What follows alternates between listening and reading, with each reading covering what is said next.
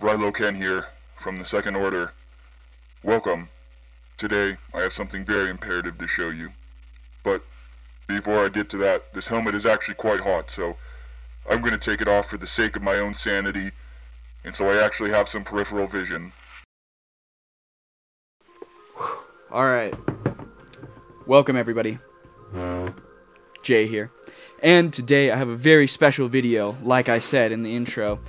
Today I will be looking at a lightsaber straight from Star Wars land. My hair's a little messed up, who cares?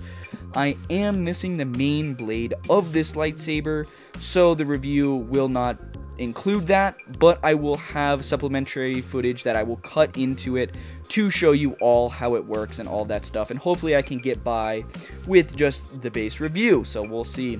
I am using a new camera and setup here, as you can tell. The camera might be a little laggy, so sorry about that, but for now, this is kind of what I'm going with. Anyways, let's get into the actual review. First things first, look at this absolutely beautiful box that it comes in. This is awesome. The box that Star Wars Land gives you. It just opens with a quick little press of this button right here, and it opens. Let me move my mic. Beautiful. Let's catch the light a little bit. Sorry, I'm hitting my mic. It looks awesome in the box, but let's go ahead and take it out. So this is the lightsaber, front and back. It looks really good. First impressions, it is a little heavy. I would say it's a couple pounds, maybe closer to 5. So that's definitely not awesome in terms of just like kind of wielding it around. It's heavy, but that could also add to the performance if you are doing a cosplay of Kylo Ren or something, you know, kind of lugging this around like they do in the movies. So it could be a good thing. It's not the worst thing in the world by any means. It's not unwieldy with its weight, but it is a concern. The finish on the lightsaber is more of a matte finish compared to my last lightsaber, which was definitely sort of a metallic, very metallic finish. So it's kind of to each their own. I like the matte finish on this lightsaber. I would not like it on the other one.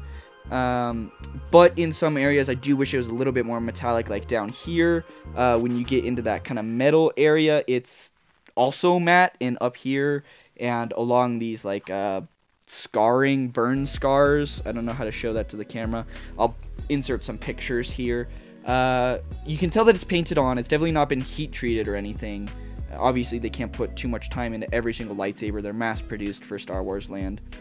So I understand, but it is something that when you get close, you will definitely notice that these have been painted on instead of heat treated. Not the end of the world, especially from a distance. It looks totally fine, but when I take the close-up pictures, you'll probably notice it. This little wire looks really good. It's a small little detail that some don't get. It's actually like a little detached piece, which is cool. But other than that, I gotta say it's pretty nice. The switch is actually right here on the front. It's just a simple up and down switch. It's kind of hard to tell. I'll try and do it from the side and try to like showcase this, but it's this little switch right there. You just go ahead and do up and, how do I do this with my thumb? There we go. Down. That's how you turn it on and off. Which is nice because some lightsabers from Star Wars Land are literally just a button, even if it's not on the ignition switch, like the Obi-Wan lightsaber.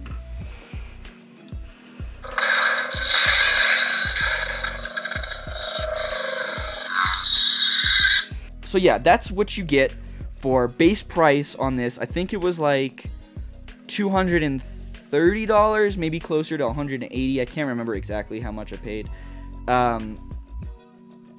But this definitely costs a lot. And what you get with just the hilt, when you just buy the hilt, no blade, because the blade is sold separately and costs more. It costs, I want to say, like 50 bucks.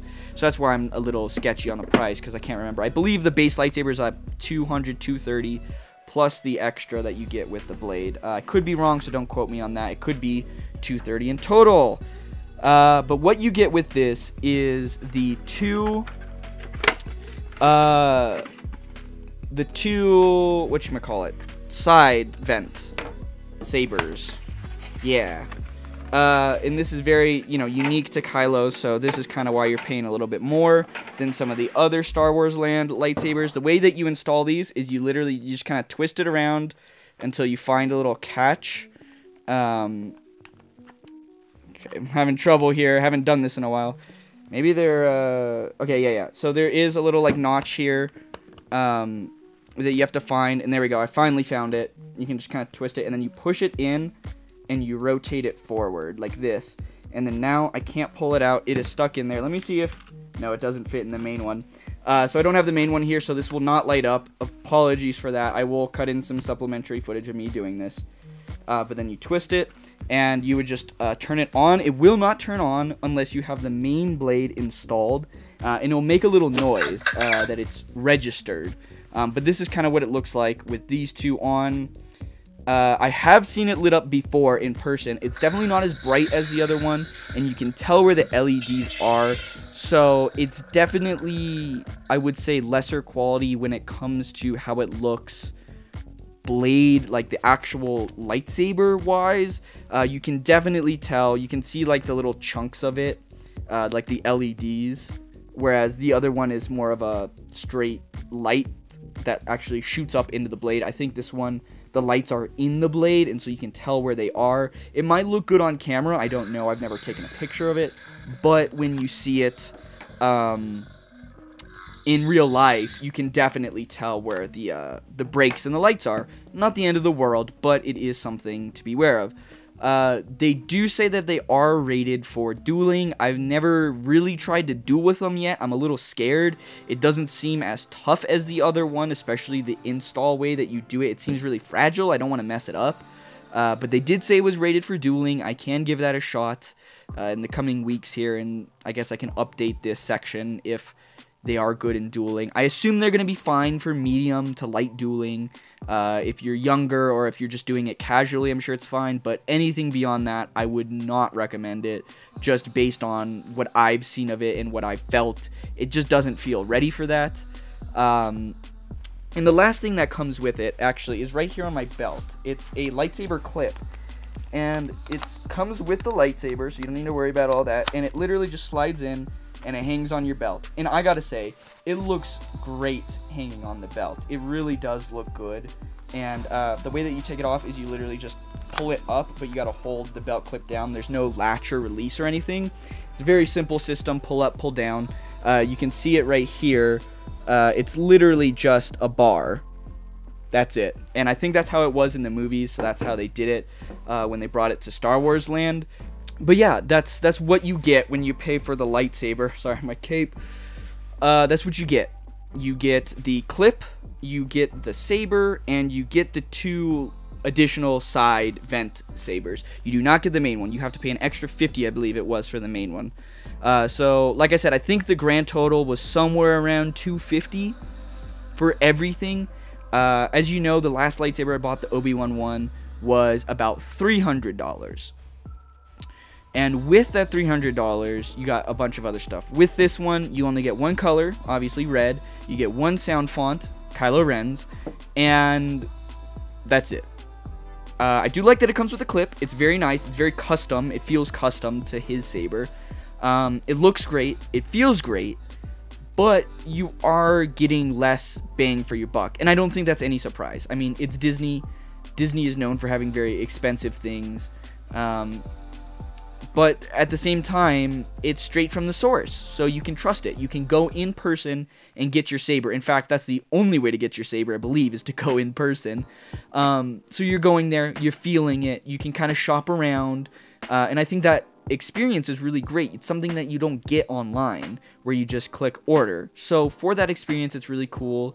The actual lightsaber itself, I gotta say, it's nice. I really love having it. I love it as a part of my collection. It looks great in the box displaying it. It looks great with my costume. It's perfect. It really is awesome, and I wouldn't trust a lot of online companies to make a Kylo Ren saber, because there are all these little details in the saber that you get that I worry that some companies won't put the attention into, like all of this inner mechanic work in there. I'm just worried that you wouldn't get that with every company. So it was super nice going in person to check it out. And if you ever find yourself at Star Wars Land, I would absolutely go check out the lightsaber shop, even just to pick up the lightsabers and hold them. It's a great feeling. Anything else I have about this saber? I don't think so. I think that's it that I have for my base review. It's definitely really nice. I like it. But it might be a little expensive for what you get in terms of when you compare them online. Because $250 for, 3 blades is actually not too bad, I think. I'm not an expert on saber pricings, but I think that's not too bad. But again, you're getting less. The blade is lesser quality, just in terms of the visuals. You only get one sound font, you only get one color, and it's a little heavy. So it's definitely not perfect. I would not say that this is your go-to saber, but if you find yourself with one, I think you will love it. Honestly, I love this saber. I think I'm giving it a worse rap just so I can temper your expectations. But seriously, I really do like this lightsaber. It was awesome buying it in person. I had a great experience. It feels great. It looks great. It's just not perfect. And that's fine. It's not supposed to be perfect, I don't think. It's a saber. And yeah, I don't want to drag on the video any longer because I think I'm rambling at this point. I think most of you have probably already left at this point, which is totally fine. I'll probably cut the video up. But yeah, that's it from me. So thank you all for watching. Hopefully you enjoyed the video. I will put at the end some videos of me playing with the lightsaber in its full capacity with all the light and stuff. So hopefully you enjoy that. And with that being said, yeah, thank you all for watching. Hopefully you will have a great rest of your day. And stay tuned for next time where I might be doing another lightsaber review sooner than you thought. Thank you all for joining me.